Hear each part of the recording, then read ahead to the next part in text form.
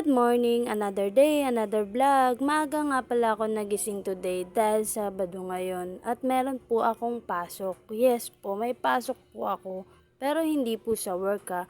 Sa school po ako may pasok today. Yes po, nag-aaral po ako ulit. At dahil nga po sinayang ko yung pagkakataon noon na makapag-aral ako dahil nga po sa maagang napabarkada at nagkaroon ng mga bisyo sa buhay. Hindi rin kasi minsan naiiwasan yung mga ganong pagkakataon lalo na pag dumarating ka sa pagiging teenager.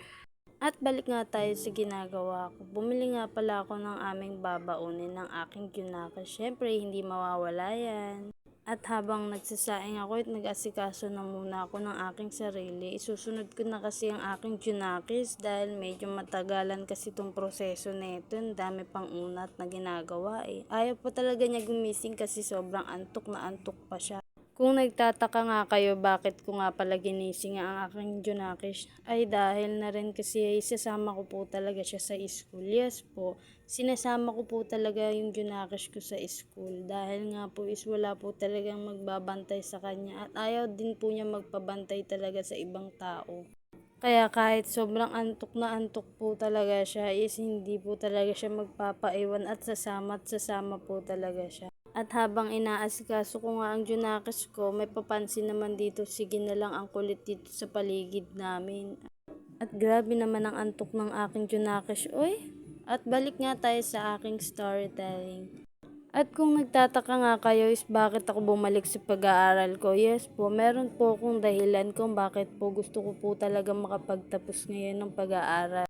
Kahit ang hirap pagsabay ng pag-aaral sa pagiging nanay, pinupursige ko po talaga na makapagtapos talaga ako ngayon taon dahil para na rin po kasi to sa future ng anak ko.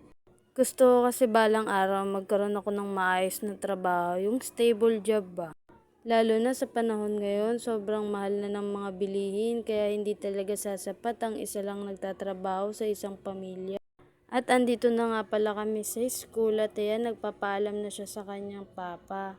Kasi tuwing Sabado kasi nasabay kami ng pasok sa aking partner kasi nga para hindi na rin kasi kami gagastos sa pamasahe kaya sumasabay na lang din kami sa kanya papasok. Maaga kasi ang pasok niya kaya sinasabay niya na lang din kami kasi naman kasi mamasahe kami, magbabayad pa kami ng malaki. At andito na nga pala kami sa school. Dito nga pala yan sa Balikatan sa CA National High School. Bale, dito na rin kasi ako nag-aral before, kaya meron na rin akong record dito, kaya hindi ako nahirapan makapasok talaga dito sa school. At dahil nga maaga kami nakapasok, ay wala pa talaga kaming mga kasama dito, kami pala. Waiting sa mga classmate namin na dumating. At meron nga feel at home dito. Siyempre, ganyan siya lagi pag walang mga tao. Binigyan nga siya ng classmate ko ng apple at masaya ang Junakis ko. Thank you po. At meron nga po palang masiba dyan sa gidli. Pagpasensyahan nyo na po yung matakaw dyan. Tsari! At dumating na nga ang aming advisor na mabait. Hindi pa nga nag-uumpisa ang klase at ito na nga ay pinaghugas na ako ng puwet ng Junakis ko dahil meron na daw siyang pupo. Wag ka. Ang ganda ng CR, 'di ba? Mukhang pangsyala. At nag-aaway pa nga kami ng anak ko sa hugas ng kamay niya. Diyos ko, gusto pa ng sabon. Napaka-arte, hindi naman siya naghugas ng puwet niya. At ito't nagle-lesson na nga si ma'am. Siyempre, aral muna ang person.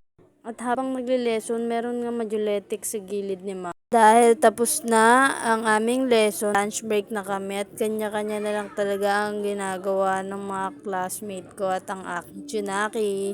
Sa tuwing lunch break kasi namin yan, kanya-kanya na rin din kami ng ginagawa. At tapos na nga pala kami mag-lunch niyan, hindi ko na rin na-videohan dahil nga merong umaagaw ng cellphone ko.